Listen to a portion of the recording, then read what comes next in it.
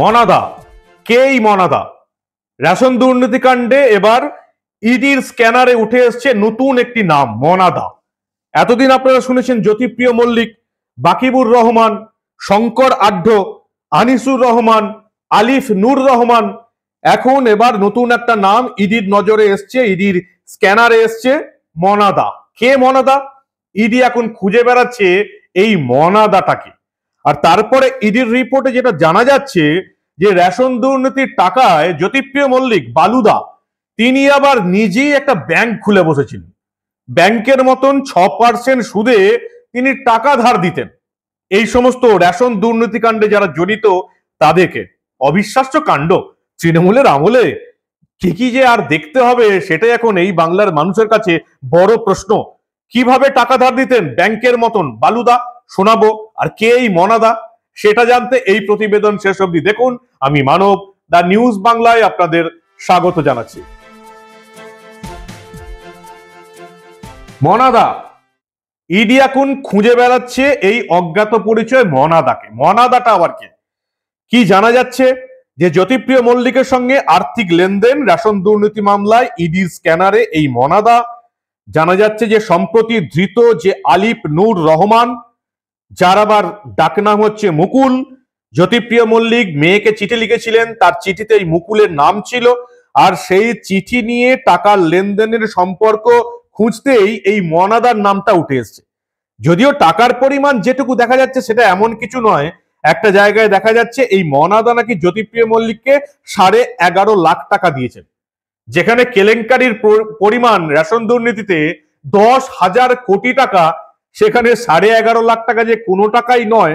এমনকি আপনারা দেখেছেন পার্থ চট্টোপাধ্যায় আর তার বান্ধবী অর্পিতা মুখোপাধ্যায় দুটি ফ্ল্যাট থেকে 50 লাখ টাকা উঠতে দেখেছেন, সেই টাকাটাও কিছুই নয় এই রেশন দুর্নীতিকাণ্ডে। স্বাভাবিক ব্যাপার, বাংলার মানুষকে এত বোদ্ধাও হতে হবে না যে রেশন দুর্নীতিকাণ্ডে টাকার পরিমাণ হিসেব করতে হবে। সামান্য হিসেব করুন না। মমতা বন্দ্যোপাধ্যায় সরকার 3 কোটি জব কার্ড বাতিল করেছে। 3 কোটি জব কার্ডে ভুয়ো ভোটাররা মানে ভুয়ো এই জব কার্ড হোল্ডাররা 10 বছর ধরে কত টাকা মেরেছে শুধু একবার কল্পনা করুন। একটা জব কার্ডে একজন বছরে কত টাকা পান, আর 3 কোটি জব কার্ডে 10 বছরে কত টাকার ঘাপলা হয়েছে রেশন দুর্নীতিতে আপনারা নিজেরাই বাড়িতে বসে বার করতে পারবেন। তার জন্য ইডি সিবিআই দরকার হবে না। এবার নাম এসছে মনাদা। তো মনাদাকে তৃণমূল নেতাদের একটু ফোন করে দেখলাম, যাদের সঙ্গে আমার একটু ভালো সম্পর্ক আছে।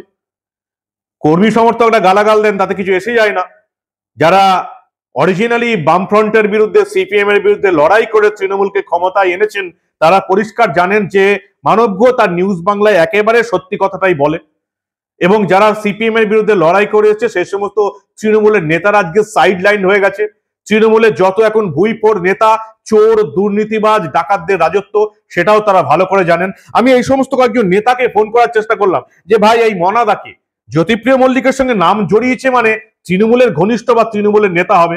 কেউ এই মনাদার সন্ধান দিতে পারলেন না। উত্তর কলকাতায় কয়েকজন তৃণমূলের নেতা একজন কাউন্সিলরের কথা বলার চেষ্টা করলেন, কিন্তু সেটাও বলা ঠিক নয়। কারণ ইডি এখনো এই মনাদার নামের পেছনে, এই ডাক নামের পেছনে কার নাম জড়িত আছে সেটা এখনো জানায়নি। ফলে ইডি যতক্ষণ না জানাচ্ছে যে এই জ্যোতিপ্রিয় মল্লিক, এই আলিফ নূর রহমানের সঙ্গে এই যে মনাদা, এই নামের আড়ালে কে আছে, তখন আপনাদের আমি অফিসিয়ালি কিছুই জানাতে পারবো না। ইডি জানাক, তারপরে এই মনাদার ছদ্মনামে কোন মহানায়ক আছে সেটা আপনারা জানতেই পারবেন। এর কাছ থেকেও জ্যোতিপ্রিয় মল্লিকের সঙ্গে অনেক রকমের নাকি ডিলিংস হয়েছিল, এমনই ইডির অভিযোগ। আর কি কি জানা গেছে, এই জ্যোতিপ্রিয় মল্লিক আনিসুর রহমানের চার্টার্ড অ্যাকাউন্ট শান্তনু ভট্টাচার্যের যে স্ট্যান্ড রোডের অফিসে তল্লাশি চালিয়ে কম্পিউটার থেকে ইএইচ গ্রুপ অফ কোম্পানির 2021 থেকে 2022 সালের ব্যালেন্স শিট উদ্ধার হয়েছে। তারই সূত্র ধরে এই ইএইচ দিয়ে 5টি সংস্থার নাম পাওয়া গেছে: Greenidge, centre for mart, engineering, Picasso এবং গ্রিন রাশ। এবং ইডির যেটা অনুমান, ইডির যেটা আশঙ্কা, তাদের যেটা অভিযোগ যে এই স্ট্যান্ড রোডের এই কটা অফিসের সঙ্গে জ্যোতিপ্রিয় মল্লিকের সম্পর্ক আছে। ইডির দাবি এই সংস্থাগুলির কর্ণধার বকলমে জ্যোতিপ্রিয় মল্লিক এবং তার পরিবারের লোকজন। ব্যালেন্স শিটের তথ্য অনুযায়ী এই 5টি সংস্থার অ্যাকাউন্টে নগদে জমা পড়েছে 6,55,00,000 টাকা। আনিসুরের ভাই আলিফ নূর রহমানের মাধ্যমে সংস্থাগুলিতে জমা পড়েছে প্রায় 1 কোটি টাকার কাছাকাছি। এছাড়া এই মনাদার কাছ থেকে বিভিন্ন সময়ে লাখ লাখ টাকা জমা পড়েছে। কে এই মনাদা? ইডি খুঁজে বার করছে। এই সংস্থাগুলির প্রথম প্রাথমিক মূলধন ছিল 25 লাখ টাকা। 1 বছরের মধ্যে সেই সংস্থাগুলিতে কখনো 6 কোটি 55 লাখ, কখনো 94 লাখ, বিভিন্ন সময়ে বিভিন্ন টাকা জমা পড়েছে। এবং তারপরে জানা যাচ্ছে 2018-19 সালে জ্যোতিপ্রিয় মল্লিকের নিয়ন্ত্রিত 3টি সংস্থা শ্রী হনুমান রিয়েলসকন, গ্রেসিয়াস ইনোভেটিভ এবং গ্রেসিয়াস ক্রিয়েশনে আনিসুর এবং আলিফের দুটো রাইস মিলের সংস্থা থেকে টাকা জমা পড়েছে 20 লাখ টাকা। এবং পরবর্তীকালে ইডির যেটা অনুমান, ইডি যেটা জানাচ্ছে আদালতে, যে জ্যোতিপ্রিয় মল্লিকের 20 কোটি টাকা এই দুই রহমান ভাইয়ের কাছে ছিল এবং সেখান থেকে তারা 6% সুদে জ্যোতিপ্রিয় মল্লিককে সুদ দিত। আসল তোমার কাছে থাক, সুদ কিন্তু আমাকে বছরের পর বছর দিতে হবে। অবিশ্বাস্য ব্যাপার। জ্যোতিপ্রিয় মল্লিক মাছের তেলে নাকি মাছ ভাজতেন, অর্থাৎ তিনি টাকা রেখে সুদ নিতেন। 6% সুদে এই সুদ সংগ্রহ করতেন জ্যোতিপ্রিয় মল্লিক, এমনটাই ইডির অনুমান। রেশন দুর্নীতির 20 কোটি টাকার ভাগ বালুকে না দিয়ে প্রয়োজনে আনিসুর রহমান, আলিফ রহমান নূর নিজের কাছে রেখে দিতেন এবং যেটুকু জানা যাচ্ছে যে মাসে 10 লাখ টাকা করে সুদ দিতেন এই মুকুল। অবিশ্বাস্য ব্যাপার। পুরো ব্যাংকিং সিস্টেম চালু করেছিলেন জ্যোতিপ্রিয় মল্লিক, এমনটাই ইডির অনুমান। 20 কোটি টাকা তোমার কাছে থাক, দুর্নীতির টাকা যখন দরকার হবে আমি তখন নেবো, তুমি প্রতি মাসে আমাকে 10 লাখ টাকা করে সুদ দিও। অবিশ্বাস্য ব্যাপার। জ্যোতিপ্রিয় মল্লিক নাকি একটা ব্যাংকিং সিস্টেম চালু করে দিয়েছিলেন, যেটা ইডি বলছে মাছের তেলে মাছ ভাজা। রেশন দুর্নীতির টাকা আত্মসাৎ করতে যাদের সাহায্য নিতেন তাদেরকেই আবার রেশন দুর্নীতির টাকা ধার দিয়ে সেখান থেকে মোটা টাকা সুদ আদায় করতেন।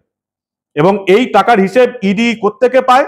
জ্যোতিপ্রিয় মল্লিক যখন এসএসকেএম এ ছিলেন, একটা চিঠি লিখেছিলেন নিজের মেয়েকে, তখন এই মুকুলের কাছ থেকে যে টাকা নিতে হবে এটা বলে দেন এবং সেই সূত্র ধরেই ইডি এই রিপোর্ট তৈরি করেছে।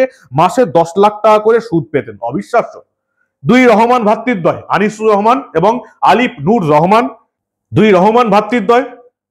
আনিসুর রহমান যার ডাকনাম আবার বিদেশ, আলিফ নূর রহমান যার ডাকনাম আবার মুকুল। অবিশ্বাস্য ব্যাপার নয়? নাম হচ্ছে আনিসুর রহমান, ডাকনাম হচ্ছে বিদেশ। নাম হচ্ছে আলিফ নূর রহমান, ডাকনাম হচ্ছে মুকুল। এদের কাছে 20 কোটি টাকা জমা রেখেছিলেন জ্যোতিপ্রিয় মল্লিক বালুদা। মাসে 10 লাখ টাকা করে সুদ দিতেন। একজন কৃষকের কাছ থেকে 45 কুইন্টালের বেশি ধান কেনার অনুমতি না থাকলেও তার থেকেও বেশি ধান কেনা হয়েছে। নকল কৃষক দেখানো হয়েছে। যত রকম ভাবে ঘুরপথে রেশন দুর্নীতি করা যায় তত রকম ভাবে এই লোকগুলো জ্যোতিপ্রিয় মল্লিকের হাতের ছোঁয়ায় বাকিবুর রহমান, আনিসুর রহমান, আলিফ নূর রহমান এরা দুর্নীতি করে গেছে। আর বাংলার মানুষ 1000 এবং 1200 টাকায় সুখে আছে। কত টাকার দুর্নীতি করছে, কত টাকার কেলেঙ্কারি করছে আমার কি? আমার পরিবারে মাসের শেষে 1000-1200 টাকার ভাতা ঢুকলেই হলো, তারপর যে যা খুশি করুন। এই হচ্ছে বাংলার মানুষের রীতি। এবং লক্ষ্মীর ভান্ডার তো আছেই। বাংলার 3 কোটি মহিলা ভোটার, মাসে ভাতা পাচ্ছি তো যথেষ্ট, আর কিছু চাই না। পুজোর অনুদান পাচ্ছি যথেষ্ট, ইমাম ভাতা পাচ্ছি যথেষ্ট। বাকি কে কি চুরি করে নিল আমার দেখার দরকার নেই। এই হচ্ছে এখন অবস্থা। আপাতত মনাদাকে খুঁজছে ইডি। আপনারা জানেন নাকি এই মনাদাটাকে? আর জ্যোতিপ্রিয় মল্লিক ব্যাংকিং সিস্টেম চালু করে দিয়েছেন 6% সুদে এবং সেই নিয়ে রিপোর্ট জমা পড়বে এবার আদালতের কাছে। কি বলেন আপনারা? মমতা বন্দ্যোপাধ্যায় বলছেন সবটাই নাকি বিজেপির দোষ, মোদী সরকারের চক্রান্ত, ইডি সিবিআই চক্রান্ত। কাগজে কি মিথ্যা কথা বলছে? আপনারা কি বলেন? আপনাদের মূল্যবান এবং গুরুত্বপূর্ণ মতামত জানান দা নিউজ বাংলার কমেন্ট সেকশনে। আর দেখতে থাকুন দা নিউজ বাংলা। আমরা আবার এই ধরনের ঘটনা চেপে রাখতে দেব না।